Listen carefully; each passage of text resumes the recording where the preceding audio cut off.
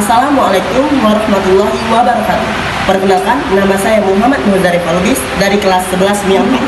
Saya akan mempresentasikan pelajaran PPKN tentang B. Kehidupan bernegara dalam konsep Negara Kesatuan Republik Indonesia. 1. Konsep NKRI menurut Undang-Undang Dasar Negara Republik Indonesia tahun 1945. Pasal-pasal dalam Undang-Undang Dasar Negara Republik Indonesia tahun 1945 telah memperkokoh prinsip Negara Kesatuan Republik Indonesia dan tidak sedikit pun mengubah Negara Kesatuan Republik Indonesia menjadi negara federal. Negara federal itu sendiri adalah negara yang membentuk negara sendiri dengan menggunakan ikatan efektif sehingga membentuk negara lain. Pasal 1 ayat 1 Undang-Undang Dasar Negara Republik Indonesia tahun 1945 yang merupakan naskah asli mengandung prinsip bahwa negara Indonesia ialah negara kesatuan yang berbentuk republik. Pasal yang dirumuskan Panitia Persiapan Kemerdekaan Indonesia tersebut merupakan tekad bangsa Indonesia untuk menjadi Sumpah Anak Bangsa pada tahun 1928 yang dikenal dengan Sumpah Pemuda, yaitu satu tanah air, satu bangsa, satu bahasa, yaitu Indonesia.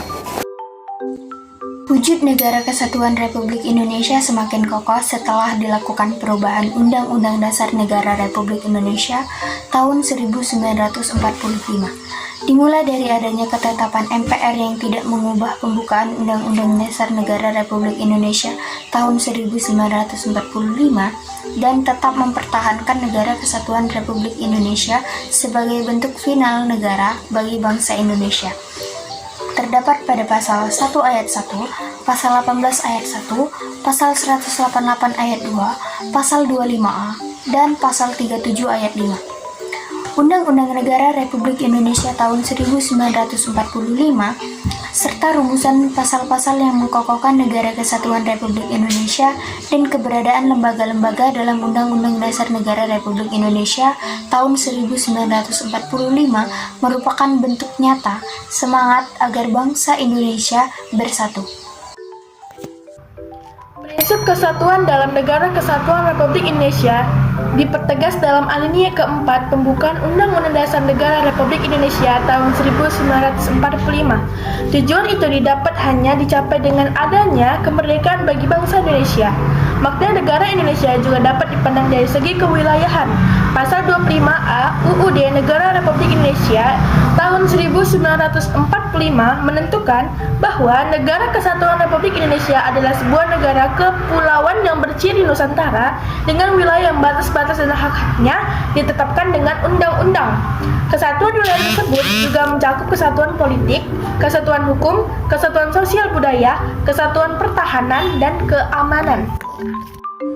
Kesimpulan, oleh karena itu dapat disimpulkan bahwa negara Indonesia adalah negara kesatuan yang berbentuk republik yang wilayahnya merupakan kesatuan dari ribuan pulau yang terletak di antara Samudra Pasifik dan Samudra Hindia, serta di antara benua Asia dan Australia. Indonesia adalah negara kepulauan. Hal ini dapat dibuktikan dari nama lain atau julukan terhadap Indonesia yaitu Nusantara, yang berarti di antara nusa atau di antara pulau. Begitu indahnya pulau-pulau yang terletak di wilayah Indonesia yang berbujur dari garis khatulistiwa sehingga diibaratkan untayan ratna, mutu, manikam atau jamrud khatulistiwa.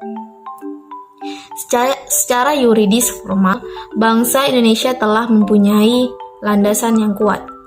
Misalnya dinyatakan dalam pembukaan Undang-Undang Dasar Negara Republik Indonesia tahun 1945 alinea 2. Selain itu, dalam pasal ayat 1 dinyatakan bahwa Indonesia ialah negara kesatuan yang berbentuk republik. Sebagai warga negara Indonesia, kita harus mempunyai kebanggaan tersendiri. Bangga di sini dalam arti negara Indonesia memiliki berbagai keunggulan. Keunggulan tersebut menurut Dadang Sundawa diantaranya sebagai berikut. A. Jumlah dan potensi penduduknya yang cukup besar, yaitu menempati urutan keempat setelah RRC, India, dan Amerika Serikat. B. Memiliki keanekaragaman dalam berbagai aspek kehidupan sosial budaya, seperti adat istiadat, bahasa, agama, kesenian, dan sebagainya. C. Dalam pengembangan wilayah, kita mempunyai konsep wawasan Nusantara sehingga sekalipun terdapat berbagai keanekaragaman, namun prinsipnya kita tetap satu pandangan, yaitu memandang bangsa Indonesia sebagai satu kesatuan ideologi, politik, ekonomi, sosial budaya, dan ankam. D. Semangat Sumpah Pemuda yang selalu merasuki jiwa dan kalbu bangsa Indonesia. E. Memiliki tata kerama atau keramah tamahan. Letak wilayah yang amat luas strategis, yaitu di posisi silang dunia, sehingga membuat Indonesia menjadi wilayah yang amat ramai dan mudah untuk dikunjungi dan disegel oleh bangsa-bangsa lain. Keindahan alam Indonesia tidak diasingkan lagi, misalnya pantai-pantai di Bali atau Pantai Kuta, Pantai Sanur, dan sebagainya. Salah satu keajaiban dunia juga ada di Indonesia, yaitu Candi Borobudur, yang tidak sedikit menangkap wisatawan untuk datang ke Indonesia. Wilayahnya sangat luas, yaitu 5.153.250 km, yang meliputi daratan seluas 2.027.087 km dan lautan seluas 3.166.163 km. Tandanya amat subur dan kaya akan sumber daya alam. Pada tahun 1955, Indonesia dipercaya untuk menjadi tuan rumah dalam penyelenggaraan Konferensi Asia Afrika yang dampaknya sangat luas bagi negara-negara di wilayah Asia Afrika dalam upaya memerdekakan diri dari belenggu penjajah, terutama yang masih belum merdeka saat itu. Kita juga pernah dipercaya untuk menjadi tuan rumah KTT Non-Blok pada tahun 1992 dan Indonesia juga termasuk perintis dan pendiri gerakan Non-Blok tersebut. Selain itu, kita juga mempunyai pabrik pesawat terbang yang bernama PT Dirgantara Indonesia, dahulu bernama Industri Pesawat Terbang Nusantara atau IPTN, yang telah menghasilkan pesawat-pesawat yang dapat dibanggakan. Sebagai bukti rasa cinta dan bangga yang sangat mendalam terhadap wilayah tanah air, banyak di antara seniman kita yang merefleksikannya dalam bentuk syair maupun lagu.